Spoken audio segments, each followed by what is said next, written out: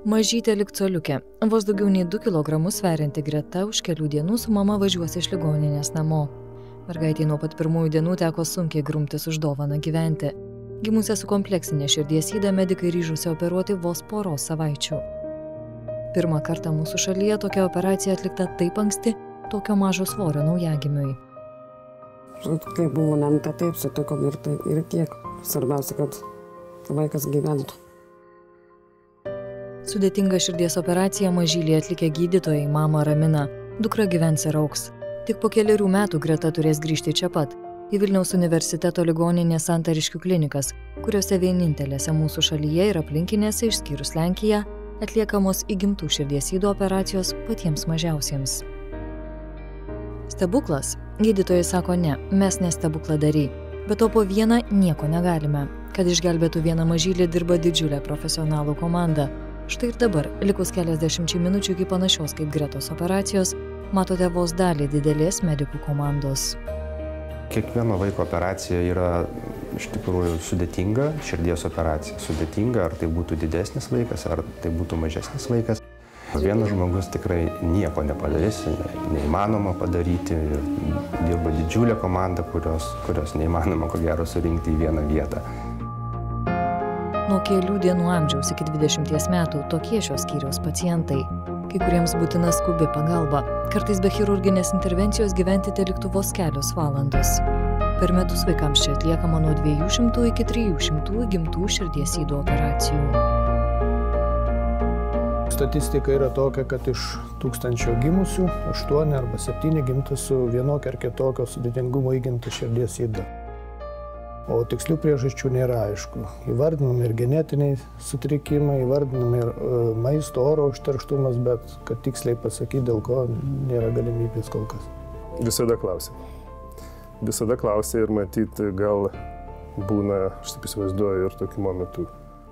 Na, vis tiek visi galvoja, kad kažkokie žalingi įpročiai, blogas gyvenimo būdas, netinkamas turi įtakos. Gal turbūt klausia dėl to pasitikrinti, bet mes negalim pasakyti, kiek kas turi įtakos.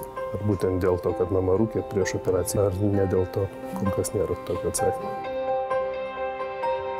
Svarbiausia, tėvai turi suvokti, kad savęs kaltinimo neturi būti. Kad čia yra ar savęs, ar vienas kito kaltinimo.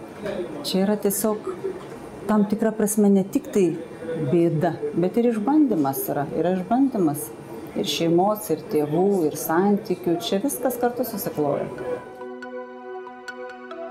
Priežastis nežinomos, tačiau gydytojai pasidžiaugia tuo, kad įgimto širdies ydos vaisiui gali būti diagnozuojamas jau nuo 18 nėštumo savaitės.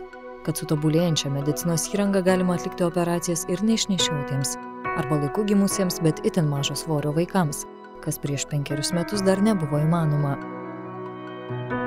Įgimtų širdies ydų priskaičiuojama apie 200 variantų ir jų kombinacijų. Iš jų chirurgai gali gydyti maždaug 150. Pasak gydytojo Taručio, pusei mažylių pakanka vienos operacijos, tačiau kitiems tenka iškentėti ne vieną, kartais ir ne 2. Kraujotaka pakeičiama per kelis etapus, kuriuos gali skirti keli mėnesiai ar metai. Yra tokių dalis ydų, kur mes formuojame taip vadinamą vieno skilvelio kraujotaką, kai nėra susiformavęs morfologiškai kitas skilvelis. Tai tos operacijos prasideda naujagimystėje, sekantis etapas būna už kelių mėnesių ir dar sekantis etapas už poros metų, maždaug 3 etapai. Aš pati dirbu čia daugiau kaip 20 metų, tai taip ir yra tokių išaugintų nuo naujagimystės iki suaugusių. Ir tu tiesiog matai, ar tikrai tu viską gerai, ar laiku tu darai, su tais vaikais tu augi irgi pats kartu. 5 operacijas, 3 širdies zondavimus yra ištvėrusi Roma Teresė, gimusi su itin sudėtingai įgimta širdies yda. Vos gimusi mergaitė iš Klaipėdos reanimobiliu išvežta į Santariškių klinikas operuoti. Gydytojai darė viską, kovojo už mergaitės gyvybę. Šiandien prisimena mažylės mama, tuomet net negalėjusi pagalvoti, kad tai gali nutikti jo šeimoje. Panika, baimė, įtampa – tokie pirmieji Daivos išgyvenimai. Tai yra tavo vaikas, tai yra tavo vaiko gyvybė, kabo ant plauko ir tu nieko negali pakeisti, nieko negali daryti, tiesiog turi priimti tai. Tiesiog turi kažkaip susitaikyti. Tuo metu, kai esi pasimetęs, tarsi žemė prasiveria po kojom. Tu negali savo pasakyti, kad tu padarytum viską, nes nuo tavęs tai nieko nepriklauso. Tau gydytojai konstatuoja faktą, kad yra ta problema. Ir kokie yra sprendimo būdai. Ir ko galima tikėtis. Ir susitaikyti su tuom, susigyventi yra be galo sunku. Aš mažai vilties turėjau. Nes po pirmos operacijos ir po pirmojo zondavimo buvo pasakyta, kad jinai yra beviltiška. Paskui vyko tas stebuklas, ką mes turime. Tai yra, Teresei nebuvo lemta gyventi. Nėra medicinos ir Dievo stebuklas. Tai yra nerealu, kad mes ją turime. Tai yra tokia begalinė padėka medikam. Tai, sunku atrasti tokių gražių žodžių, kai jam padėkoti.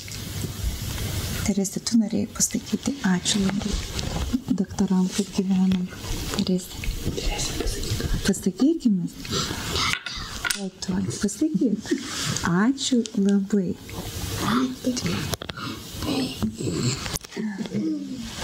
Šiandien Daiva pati gali padrąsinti tėvus susilaukusius mažylių su nesveika širdele ir ragina bendrauti su tokio pat likimo šeimomis. Ji vadovauja Vaiko širdies asociacijai, vienijančiai apie 100 šeimų. Ne tik auginančias vaikų širdukus, kaip jo švelniai vadina Daiva, bet ir sveikus ir dėja jau netekusias mažylių šeimas. Jo savo patirtimi padeda kitoms. Pagalbos ir paramos reikia, juk pati šeima, sako Daiva, tampa kitokia, kai joje atsiranda vaikas, kuriam būtina ypatinga priežiūra. Mes ją auginame kaip šiltnamio sąlygomis, mes stengiamės kiek galima daugiau grynam ore būti. Mes nevežiojame jos į prekybos centrus, mes negalime lankyti darželio, kad jinai neturėtų kažkokių kitų papildomų dar problemėlių, kitų ligų. Tai mes tarsi ją visi labiau mylime, labiau prižiūrime, labiau investuojame į ją, kad tik jin augtų kiek galima sveikesnė, kitoj kokybei, geresnėj kokybei. Pasak gydytojų, būtina laiku padaryti viską, kad išgelbėto vaiko gyvenimo kokybė kuo mažiau nusileistų sveikojo. Juk po sudėtingų ir brangių bei gausybės pastangų reikalaujančių operacijų lemtinga gali tapti ir odos nekalta infekcija, kaip pavyzdžiui respiracinis sincitinis virusas, sukeliantis sunkias uždegiminės plaučių ligas. Nuo jo prireikus Lietuvoje mažyliams 4 metai teikiama apsauga – imunoprofilaktika. Įgimtų širdies ydų yra daug tokių, kurios priklausomos siejasi su plaučių kraujotaka. Ir vaikai su įgimtomis širdies ydomis sudaro kaip ir tokią atskirą grupę, kuriems taip pat šis susirgimas labai gresia ir yra nepaprastai pavojingas. Tai vaikai turintys įgimtą širdies ydą, jie susirgę respiracinio sincitinio viruso infekcija, jie ir serga labai sunkiai ir tiesiog kitą kartą pablogina ir širdies būklę tokio vaiko. Dėl kiekvieno mažylio verta padaryti viską, kas tik įmanoma, sako milžinišką darbą atliekanti medikų komanda. Galbūt išgelbėtos nuo įgimtos ydos širdies. Fizinio pajėgumo prasme negalima lyginti su sveika. Tačiau suformavus fiziologiškai normalią kraujotaką ar tik ją panašią, vaikas gali augti ir vystytis. Tarkime, ir su vieno skilvelio kraujotaka man yra tekę matyti pacientų, kurie skundėsi, kad negali labai ilgai futbolą žaisti, bet tas labai ilgai buvo pusę valandos.